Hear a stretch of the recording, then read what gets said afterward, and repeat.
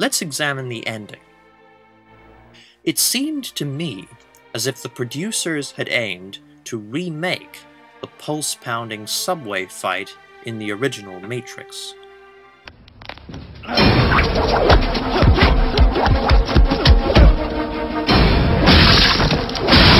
And, for the most part, they succeeded. As mentioned earlier, the shots of Neo and Smith struggling in the air had little impact, as we rarely gain a sense of two people fighting. But when the film returned to a human scale, the climactic duel was magnificent. After his one-sided exploits in Reloaded, Neo exhibits a welcome vulnerability in his final fight with Smith. Neo's moves are graceful, but carry force and perseverance behind them. Smith is a literal force of nature in Revolutions. From a sea of clones, the Oracle Smith emerges to challenge his nemesis.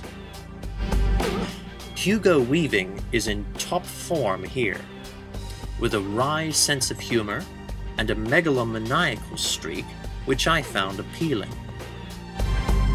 Smith was finally intimidating again, much to my relief, in a natural evolution of his character. In the first Matrix film, Smith loathed his purpose and the humans he was forced to deal with. In Reloaded, Smith resented Neo for stealing this purpose from him. But in Revolutions, Smith is a new man with a purpose of his own, which is no less than Neo's death and the end of life itself. Smith was severe, mocking, and driven by compelling motivations in Revolutions. Needless to say, Smith is my favorite character in the Matrix series, so it was great to see him in such an awesome swan song. If the climax of Revolutions were not so spectacular, I would have judged the film more harshly.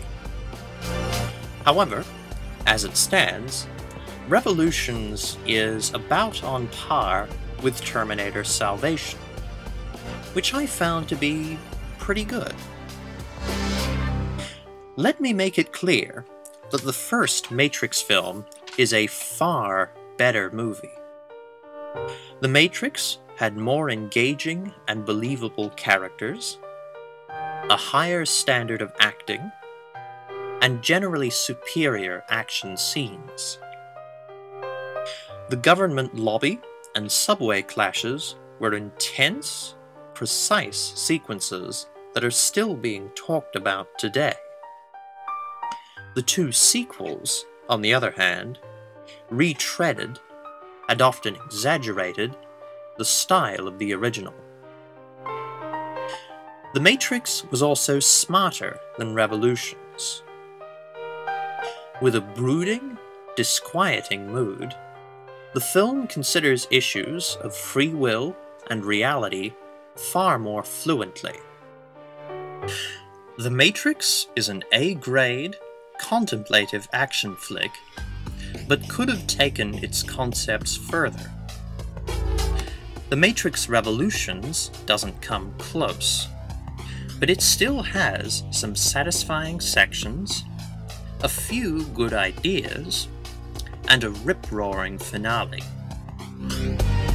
Revolutions rounded up a fairly solid trilogy, plugging in at 3 red pills. This is the Matrix Apologist, signing off.